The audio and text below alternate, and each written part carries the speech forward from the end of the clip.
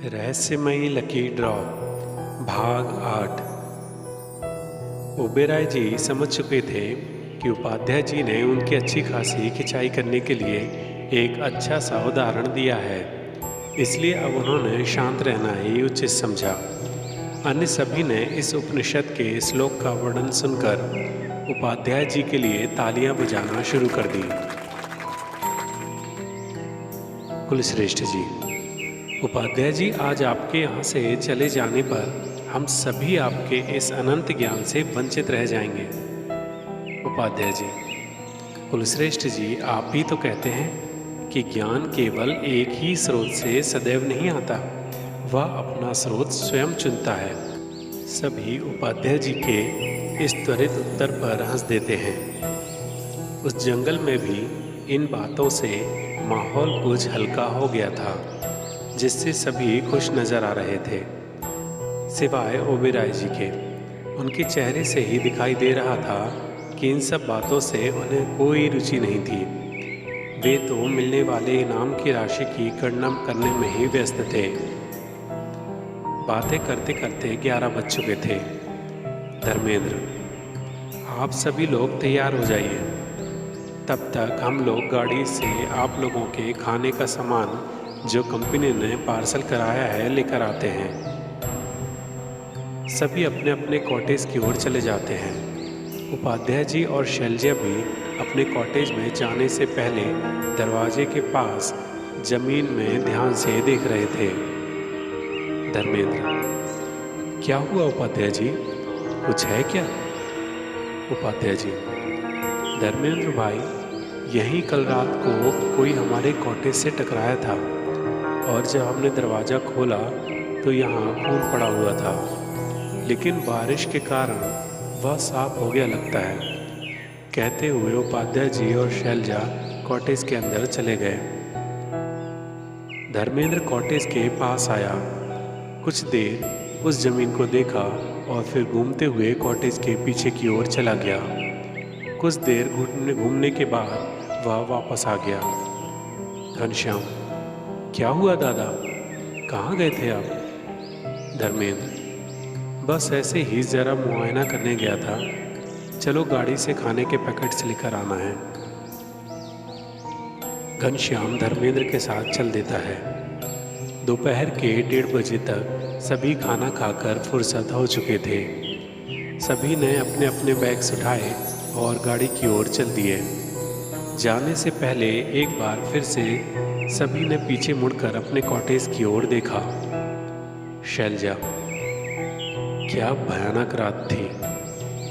उपाध्याय जी, अब उसे भूल जाओ, हमारे आगामी जीवन को बदलने में इस रात का बहुत महत्व है, इसलिए यह इतनी बुरी भी नहीं थी। शैलजा उपाध्याय जी की ओर देखकर मुस्कुरा देती है। सभी गाड़ी की ओर चल देते हैं। गाड़ी में अपने अपने केबिन में पहुंचने के बाद धर्मेंद्र का मोबाइल बजता है। मोबाइल सुनने के बाद धर्मेंद्र माइक में अनाउंस करता है, धर्मेंद्र, आप सभी का टूर के दूसरे दिन में स्वागत है। गाड़ी को चारों ओर से कवर किया जा रहा है। अब अगले स्थान पर पहुंचने के बाद ही आप सभी बाहर का दृश्य देख पाएंगे। कृपया आराम से बैठें। कुछ ही देर में मेटल की परत गाड़ी के सभी कांच को ढक लेती है।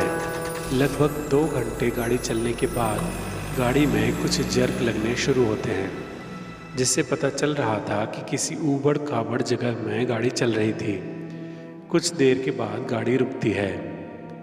धर्मेंद्र, हम पुराने महल में पहुंच चुके हैं, आप सभी गाड़ी से अपना अपना सामान नीचे उतार लें। सभी प्रतिभागी अपना सामान लेकर नीचे उतरते हैं, लेकिन उपाध्याय जी और शैलजा बिना सामान लिए ही नीचे उतरते हैं, क्योंकि उन्हें वापस उसी गाड़ी में टूर छोड़कर 5 सितारा होटल में जाना था। प्रतिभागी गाड़ी से उतरकर सामने देखते हैं तो लगभग वहां से 300 मीटर दूर कई 100 साल पुराने महल की बाउंड्री दिखाई देती है, जिसकी लगभग आधी ऊंचाई तक की दीवारें लताओं से ढकी हुई थी। बीच में विशाल द्वार के दोनों ओर लंबी दीवार फैली हुई थी। विशाल द्वार में लकड़ी और लोहे से निर्मित बड़ा दरवाज़ा है जो फिलहाल बंद है। महल की बाउंड्री के अंदर लगभग 200 फीट दूर से महल की ऊंची ऊंची दीवारें दिखाई दे रही हैं। इतनी ऊंचाई होने के बाद भी उन दीवारों पर लताएं इस तरह फैली हुई हैं जैसे कि महल की दीवारों को वे लताएं जकड़कर निगलने को आतुर हैं। शैलजा: उपाध्याय जी, खिली हुई धूप होने के बावजूद इस एकांत पुराने महल में कोई भी जाना पसंद नहीं करेगा। वहाँ ये लोग प्रतिभागियों को पूरी रात बिताने के लिए छोड़कर चले जाने वाले हैं। भगवान का शुक्र है कि हमें सद्बुद्धि दी और अब हम लोग होटल जा रहे हैं। शैलजा की बात सुनकर उपाध्याय जी अभी भी मुंह खोले हुए पुराने महल को ही देखे जा रहे थे। विद्याचरण: ये तो सैकड़ों साल पुराना लगता है। रमेश सिन्हा: दिन में ही यहाँ कुछ ठीक नहीं लग रहा, रात को क्या होगा? कुलश्रेष्ठ जी: पहले मुख्य द्वार से अंदर प्रवेश तो करें, अंदर क्या हाल है। सभी एक साथ मुख्य द्वार पहुंचते हैं और दरवाजे को धक्का देते हैं। कुलश्रेष्ठ जी: जरा सभी लोग जोर लगाइए, दरवाजा बहुत भारी और बड़ा है। सभी के जोर लगाने पर दरवाजा कर की आवाज के साथ खुलता है। ओबेरॉय जी जोर से हंसते हैं। जितनी भी डरावनी जगह होती हैं, उनके दरवाजे ऐसी आवाज के साथ ही क्यों खुलते हैं?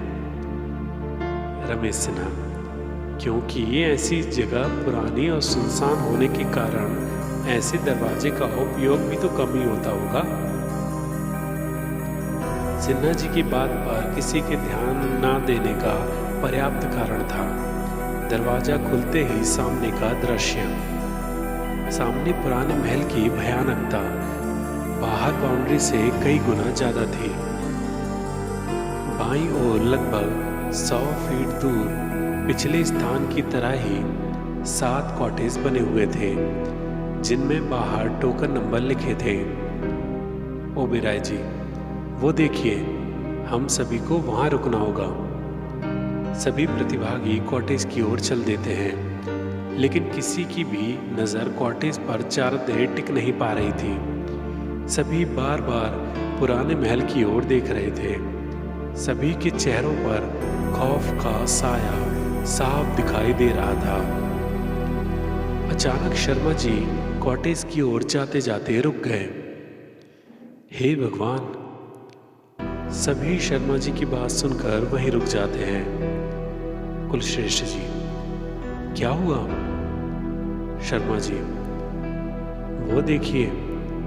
शर्मा जी हाथ की उंगली कॉटेज के दरवाजे पर लटके लालटेन की ओर करते हैं।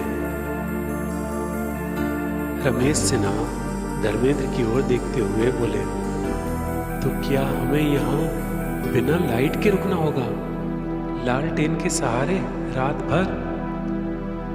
धर्मेंद्र खुद को इस बात से अनजान दिखाते हुए अपने दोनों कंधे उचका देता है। विद्याचरण टंगी हुई लालटेन के पास पहुंचकर बोला, ये तो गैस वाली लालटेन है।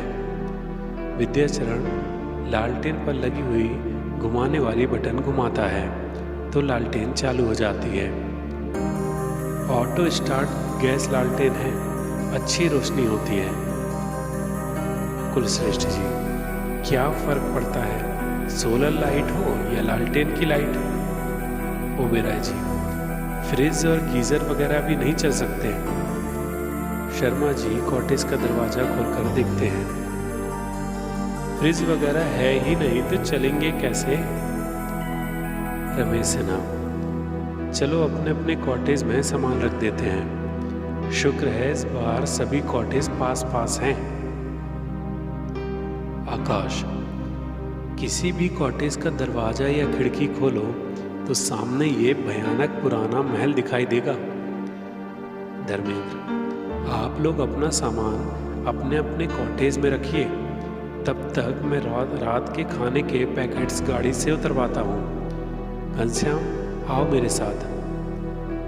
घनश्याम और धर्मेंद्र गाड़ी में चले जाते हैं। सभी प्रतिभागी अपने अपने कॉटेज में प्रवेश करते हैं।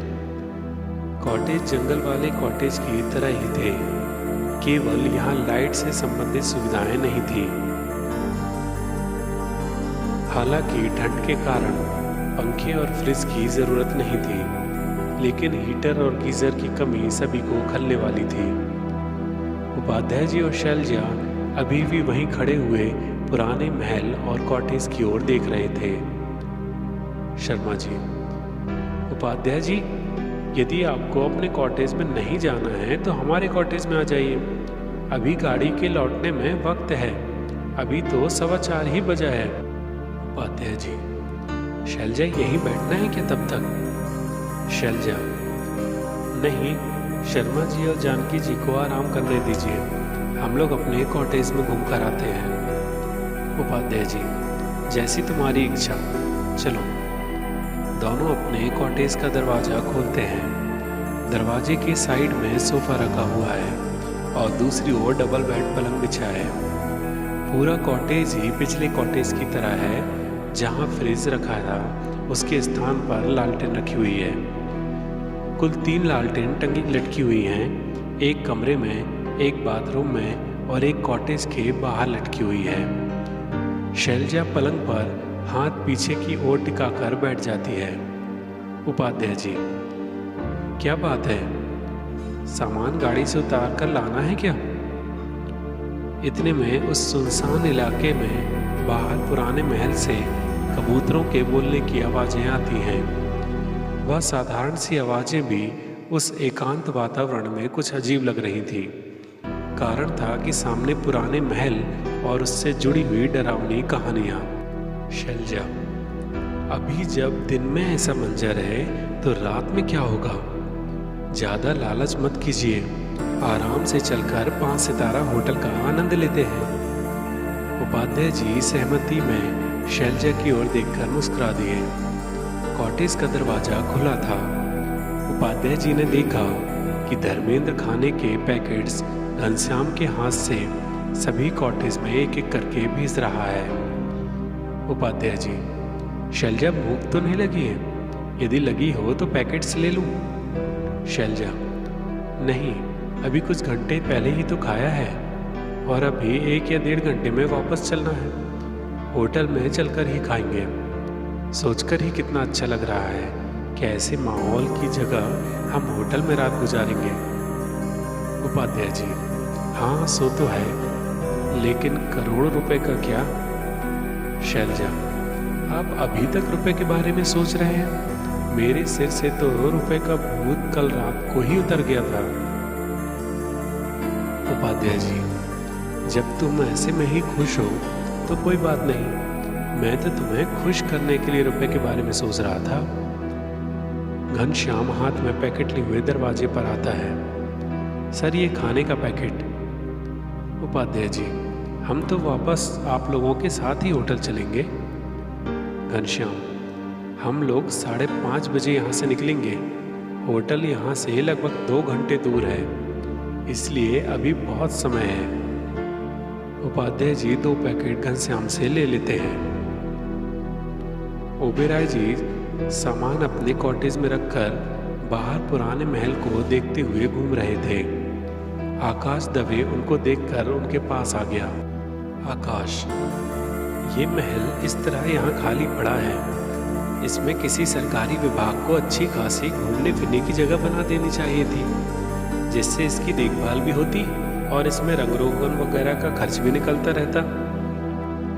ओबेराय जी, जिस तरह की इसके बारे में चर्चाएं हैं, कौन यहाँ घूमने फिरने आएगा? आकाश, वैसे यहाँ के बारे में चर्चाएं क्या हैं? क्योंकि मैंने तो सिर्फ ये सुना है कि इसके आसपास भी कोई रात को यहाँ नहीं आता। ओबेराय जी, वैसे बहुत ज़्यादा तो मुझे नहीं पता, लेकिन इतना सुना है कि यहाँ रात को अजीब अजीब आवाज़ें आती हैं। कहते हैं कि राजा महाराजाओं ने जिन लोगों पर जुल्म किए और उनके जुल्म सहकर जिन्होंने दम तोड़ दिया, उनकी आत्मा यहाँ अभी भी भटकती है। आकाश, अरे बाप रे, ये कंपनी वाले पागल हैं क्या? क्या हम लोगों को मरने के लिए यहाँ भेज दिया है? वैसे ये कॉटेज वगैरह बनाने में भी तो लोग यहाँ रुके ही होंगे। ओबेरॉय जी, अरे नहीं, देखो ये सभी कॉटेज फोल्डिंग सिस्टम वाले हैं। 4-6 घंटे में ही सब बनकर तैयार हो गए होंगे। आकाश कॉटेज की ओर देखकर बोला, हाँ लगता तो है। धर्मेंद्र गाड़ी में बैठा हुआ कोई किताब पलट रहा था। रमेश टहलते हुए गाड़ी के पास पहुंच गया। धर्मेंद्र को किताब पढ़ते हुए देखकर गाड़ी में चढ़कर धर्मेंद्र की सीट के पीछे बने पलंग पर बैठ जाता है। रमेश, धर्मेंद्र भाई कौन सी किताब है? धर्मेंद्र, इसी गाड़ी में रखी थी, वही उपन्यास देख रहा हूँ, रहस्यमयी यात्रा 2020। रमेश, जरा दिखाएंगे? धर्मेंद्र उपन्यास शर्मा जी को दे देता है। रमेश उसके पीछे कवर पेज से उपन्यास की कुछ पंक्तियां पढ़ता है। रमेश, उपन्यास तो रोमांचित कर देने वाला लग रहा है, मैं रख सकता हूँ क्या? टाइम पास भी हो जाएगा। धर्मेंद्र, वैसे कंपनी ने उपन्यास देने के लिए कहा नहीं है। रमेश उपन्यास धर्मेंद्र को वापस करने लगता है। रमेश, वैसे कंपनी ने उपन्यास नहीं देने के लिए भी नहीं कहा होगा। धर्मेंद्र मुस्कुरा देता है।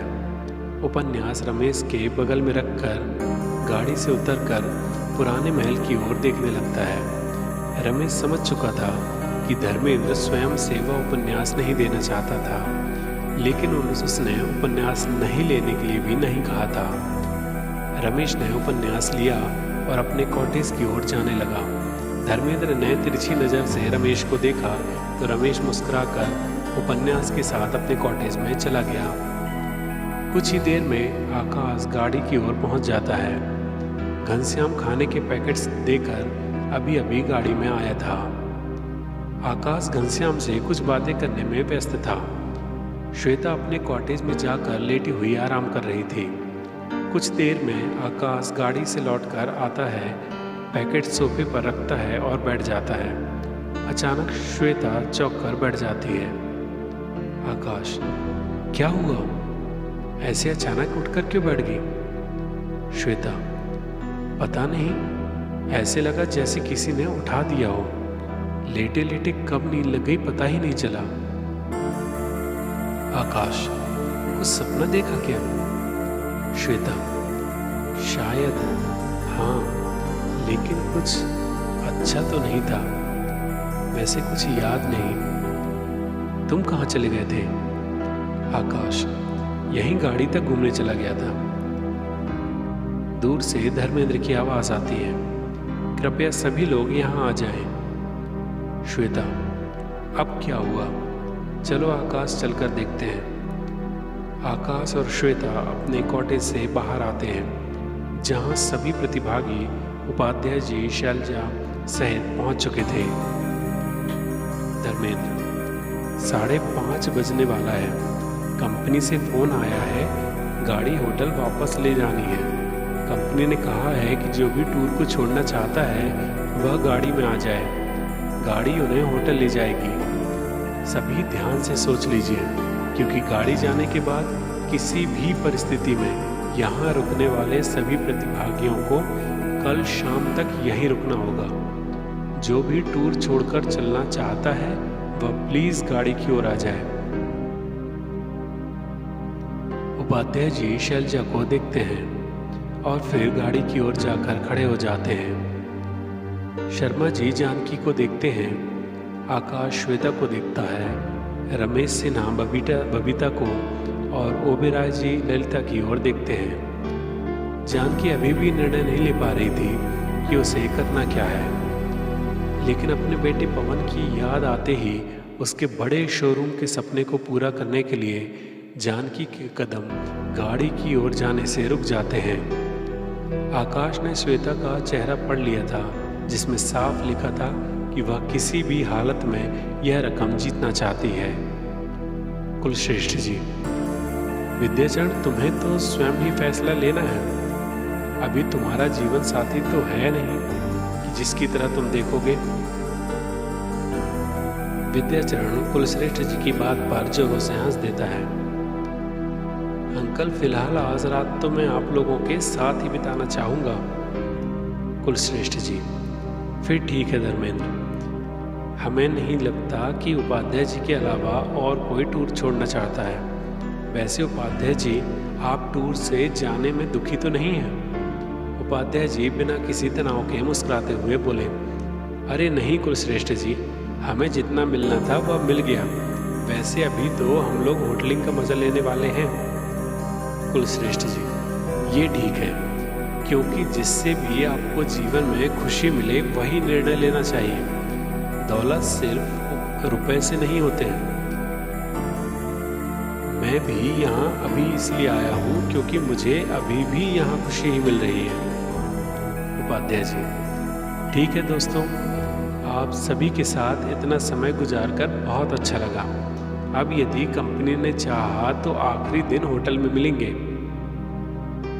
सभी प्रतिभागी उपाध्याय जी और शैलजा से विदा लेते हैं। दोनों गाड़ी में बैठ जाते हैं। धर्मेंद्र और घनश्याम गाड़ी के अपने चैम्बर में चले जाते हैं। शेष बचे 10 प्रतिभागी के देखते ही देखते गाड़ी उन्हें पुराने महल में छोड़कर चली जाती है। जानकी शर्मा जी से, पंडित जी, हमने यहाँ रुककर गलती तो नहीं की ना? शर्मा जी, भगवान अब पछताए होत का जब चिड़िया छुप गई खेत, कहते हुए शर्मा जी जोरों से हंस देते हैं। जानकी, आप भी ना? सभी लोग ठहाके मारकर हंसते हैं। ओबेरॉय जी, ठंड पड़ने लगी है, कुछ ही देर में अंधेरा हो जाएगा। अपने अपने कॉटेज में चलते हैं। वैसे भी यहाँ बिजली तो है नहीं, गैस वाली लालटेन भी जलानी है। कुलश्रेष्ठ जी, आप सही कह रहे हैं ओबेरॉय जी, चलिए चलते हैं। यहाँ से सबसे अच्छा है कि कॉटेज पास पास है, जिससे बाहर लगी लालटेन की रोशनी एक साथ होने से जरा सहूलियत रहेगी। सभी लोग अपने अपने कॉटेज की ओर चले जाते हैं। शाम के 6:30 बज रहे थे। ठंड के दिन होने के कारण अंधेरा हो चला था। कबूतर और अन्य पक्षी पुराने महल में लौटने लगे थे। शायद उन्होंने पुराने महल को ही अपना आशियाना बना लिया था। सभी प्रतिभागी अपने कॉटेज में पहुंच चुके थे और गैस वाली लालटेन को जला चुके थे। कुलश्रेष्ठ जी के दिमाग में कुछ आया तो वे कॉटेज से निकलकर बाहर आए। कुलश्रेष्ठ जी, शर्मा जी, ओबेरॉय जी, रमेश, विद्याचरण, विकास, सभी सुनिए। सभी फिर से बाहर आ जाते हैं। ओबेरॉय जी, क्या हुआ? कुलश्रेष्ठ जी, अभी शाम से कल सुबह तक ये लालटेन लगातार जल पाएंगी? मेरा मतलब है कि इनमें यदि गैस फुल भी होगी तो क्या वे लगातार 11-12 घंटे तक चल पाएंगी? शर्मा जी कुछ गणना करने के बाद बोले, आप ठीक कह रहे हैं। यदि ये अभी 6:30 बजे से जलेंगी तो रात को 2 या 3 बजे तक इनकी गैस खत्म हो जाएगी। रमेश, क्या बेवकूफ़ी है, कंपनी आखिर चाहती क्या है? विद्याचरण मुस्कुराते हुए बोला, बेवकूफ़ी नहीं सर, होशियारी। ये कंपनी की होशियारी है कि हम इसके बाद भी इसे कैसे मैनेज करते हैं। जानकी सहमती हुई बोली, तो क्या हम लोग आधी रात के बाद अंधेरे में रहेंगे? आकाश, मेरे पास एक आइडिया है। शर्मा जी, क्या? आकाश, हमारे कॉटेज एक दूसरे से काफ़ी करीब हैं। यदि हम एक एक कॉटेज छोड़कर एक बाहर की लालटेन जलाएं तो आधी रात के बाद शेष बची लालटेन जला सकते हैं। ललिता, तब अंदर की लालटेन का क्या होगा? श्वेता, अंदर 2 लालटेन हैं, एक कमरे में और एक बाथरूम में। बाथरूम वाली लालटेन आधी रात के बाद कमरे में उपयोग में आ जाएगी, क्योंकि बाथरूम में पूरे समय तो ज़रूरत नहीं होगी। ज़्यादा से ज़्यादा आधे या 1 घंटे चालू रहेगी। रमेश, हाँ, ये अच्छा आइडिया है। पहले, तीसरे, पांचवें और सातवें कॉटेज की लालटेन पहले जलने देते हैं। दूसरे, चौथे और छठवें कॉटेज की लालटेन रात को 2 बजे चालू करेंगे। फिलहाल उन्हें बंद कर देते हैं। सभी प्रतिभागी इस बात से सहमत थे। दूसरे, चौथे और छठवें कॉटेज की लालटेन बंद कर दी जाती है। अब पहले से आधी रोशनी ही पूरे महल के कैंपस में थी। 7 बज रहा था, अंधेरा हो चुका था। शीतलहर के साथ हवा चलने लगी थी। कॉटेज के दरवाजे यदि खोलकर रखे तो सर्दी लग जाएगी। जानकी ने कॉटेज के दरवाजे बंद करते हुए कहा, शर्मा जी, भगवान, अभी तो 7 ही बजा है। आज पता नहीं क्यों इतनी ठंड बढ़ रही है। जानकी, इस सुनसान इलाके में पेड़ों के बीच में बने इस पुराने महल में ठंड तो लगेगी ही ना। आप फ्रेश हो जाइए तो खाना वगैरह खा लेते हैं। जल्दी सो जाएंगे तो जल्दी सुबह हो जाएगी। शर्मा जी, तुम भी बच्चों जैसी बात करती हो। जल्दी सो जाने से सुबह कैसे जल्दी हो जाएगी? जानकी, अरे पंडित जी, जल्दी सो जाएंगे तो रात का पता नहीं चलेगा, मेरा मतलब ये था। शर्मा जी मुस्कुराते हुए बोले, हाँ हाँ पता है, मजाक भी नहीं समझती हो। रात के 9 बजते बजते सभी ने खाना खा लिया था। शीतलहर और तेज हो गई थी। सभी ने साथ लाए हुए सारे गर्म कपड़े पहन लिए थे। पुराने महल से कबूतर की आवाज के साथ साथ उल्लू की आवाजें भी आने लगी थी। रात होते ही अन्य पक्षियों ने शोर बंद कर दिया था। वहीं उल्लू की आवाज निकलना प्रारंभ हो गई थी। तेज हवा पुराने महल के कमरों में इस तरह बह रही थी कि पुराने महल से कुछ अजीब सी आवाजें निकल रही थीं। आसमान में बीच बीच में काले बादल होने के कारण आधे से अधिक निकला हुआ चंद्रमा उतनी रोशनी नहीं फैला पा रहा था। जैसे जैसे रात बढ़ती जा रही थी, साए साए की आवाज तेज होती जा रही थी। जानकी, पंडित जी, हवा की इस तरह की आवाज तो पहली बार सुन रही हूँ। शर्मा जी, हवा की आवाज इतनी भयानक भी हो सकती है, किसी को जानना हो तो यहाँ आकर सुन सकता है। जानकी, सही कहा, चलिए अब सो जाते हैं। जितनी रात होती जाएगी अजीब अजीब विचार दिमाग में आएंगे। कुलश्रेष्ठ अंकल सो गए क्या? विद्याचरण ने अपने कॉटेज के बाहर खड़े होकर बगल में बने कुलश्रेष्ठ जी के कॉटेज के सामने आवाज लगाई। कुलश्रेष्ठ जी ने दरवाजा खोला। नहीं बेटा, अभी कहाँ नींद आएगी। तुम्हें भी यदि नींद नहीं आ रही है तो आओ, बैठकर बातें करते हैं। विद्याचरण, जी अंकल, इसलिए मैंने आवाज लगाई थी। विद्याचरण कुलश्रेष्ठ जी के कॉटेज में चला जाता है। कुलश्रेष्ठ जी पलंग पर कंबल ओढ़े बैठे हुए थे। विद्याचरण सामने रखे सोफे में बैठ जाता है। कुलश्रेष्ठ जी, तुमको को कंबल तो नहीं चाहिए? विद्याचरण, नहीं, जरूरत नहीं है। वैसे भी मैंने ये जैकेट और मंकी कैप पहन रखी है, इसके बाद कहाँ ठंड लगेगी। कुलश्रेष्ठ जी, फिर ठीक है, और सुनाओ। विद्याचरण, अभी मैं सोच रहा था कि हम सभी लोग आधुनिक सुविधाओं के कितने गुलाम बन गए हैं। इनके बिना हम रह भी नहीं सकते। अब सोचिए, केवल बिजली न होने के कारण ऐसा लग रहा है जैसे कि जीवन में कुछ शेष ही नहीं बचा। कुलश्रेष्ठ जी मुस्कुराते हुए बोले, बेटा, बात तो तुम अपनी उम्र से बहुत ज़्यादा वाली करते हो, मतलब अच्छी करते हो। सही कहा तुमने।